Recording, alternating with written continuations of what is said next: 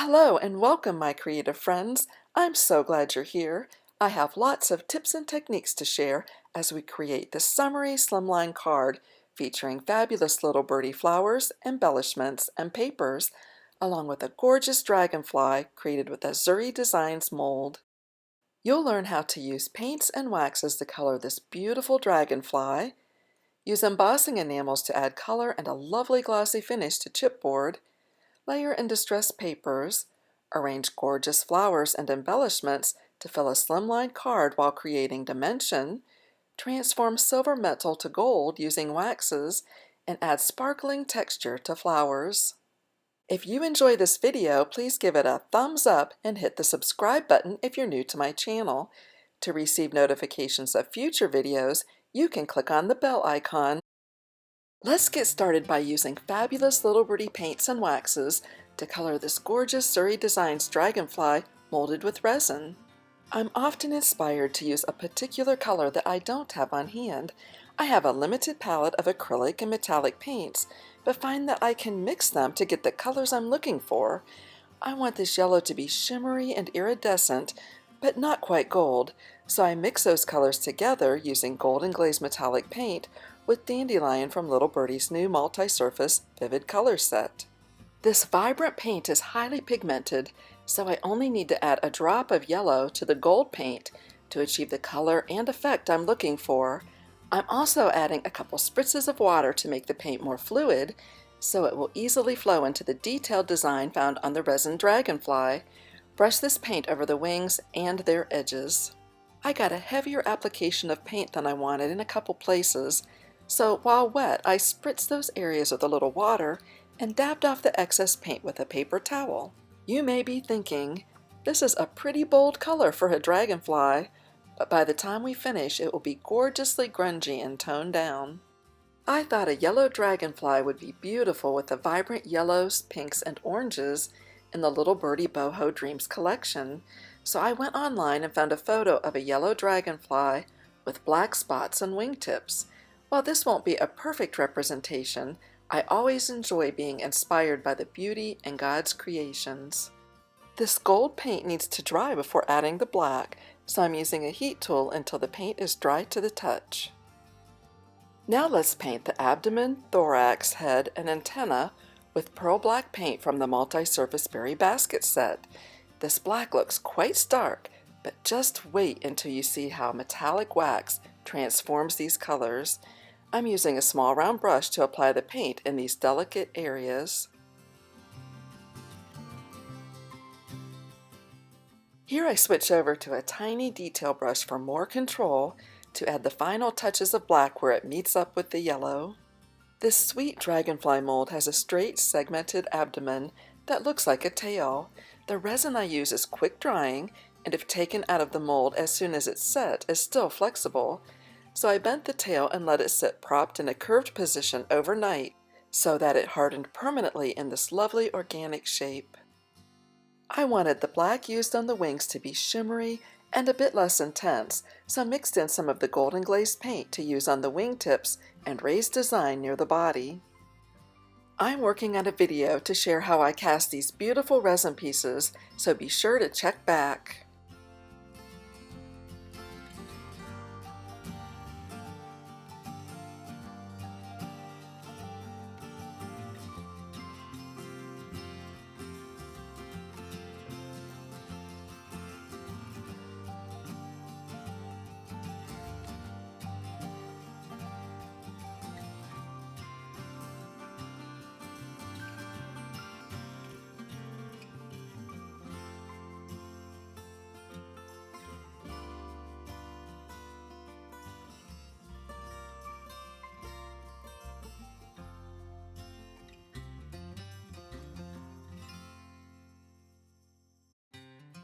To highlight the amazing textures on the dragonfly, use a soft brush to apply rich gold metallic wax.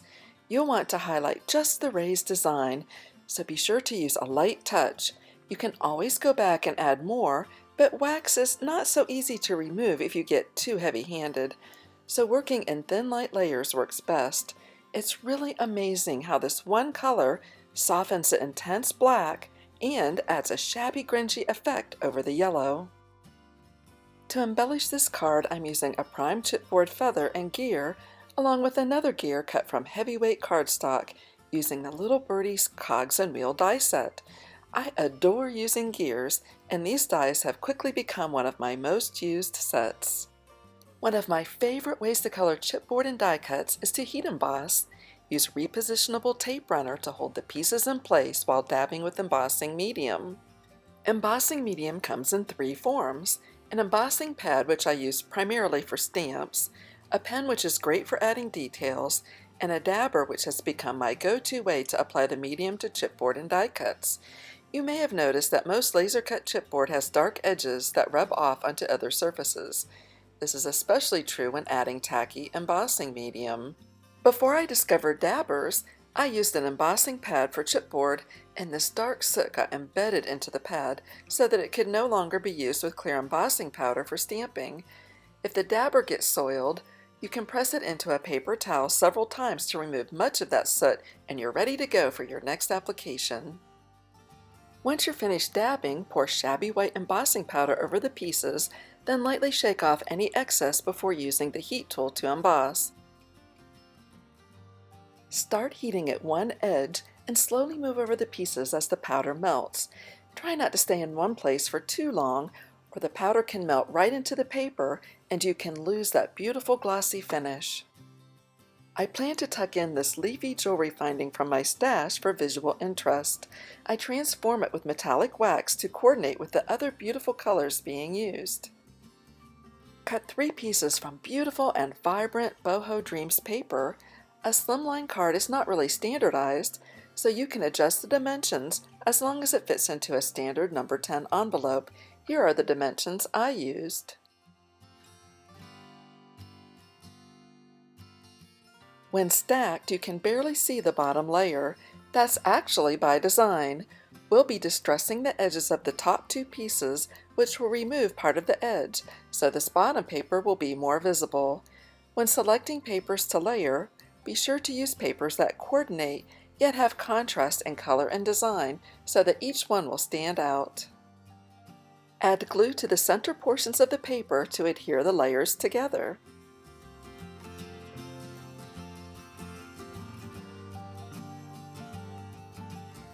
I had a scrap of gold lace in my stash that I thought would look just lovely tucked into the layers.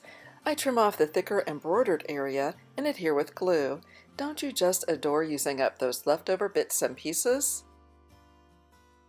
This gorgeous floral border strip is fussy cut from the Boho Dreams image sheet included in the 12-inch paper pack. Here I'm using another leftover bit. It's the top portion of a chipboard dreamcatcher that I had heat embossed for a previous project but didn't end up using.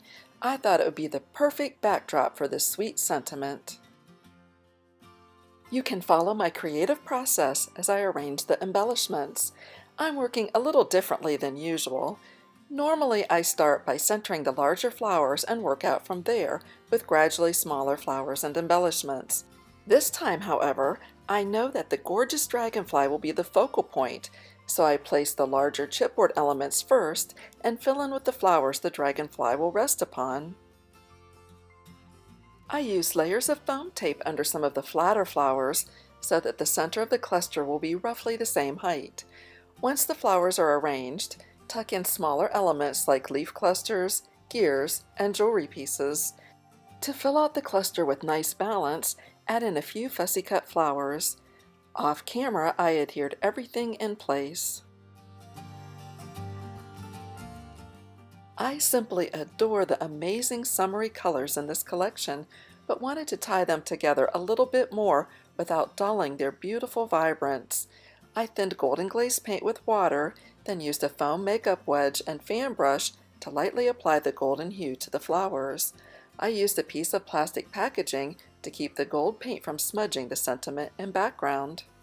These gorgeous flowers are from the Boho Vibes and Celebrate Life collections. A full product list can be found in the description below, along with a coupon code for 5% off your next purchase at the Little Birdie Crafts online store. Using affiliate links is a lovely way to help support content creators at no additional cost to you, and it is so appreciated.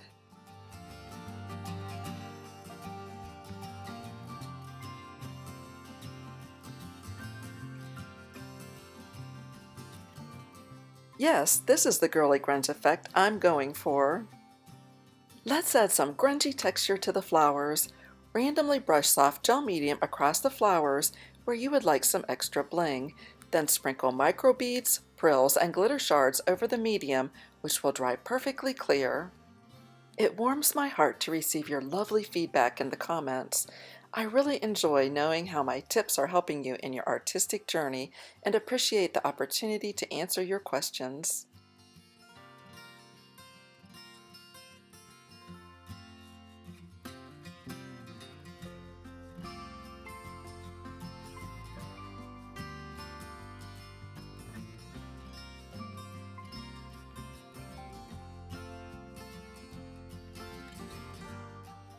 For the final touch, adhere this lovely dragonfly.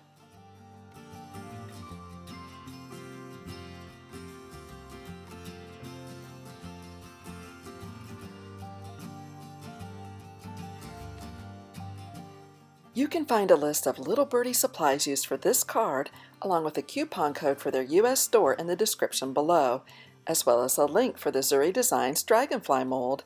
Here are video links with more techniques for your mixed media creations. Thanks for watching and have a wonderful day. I'll be back soon with another video.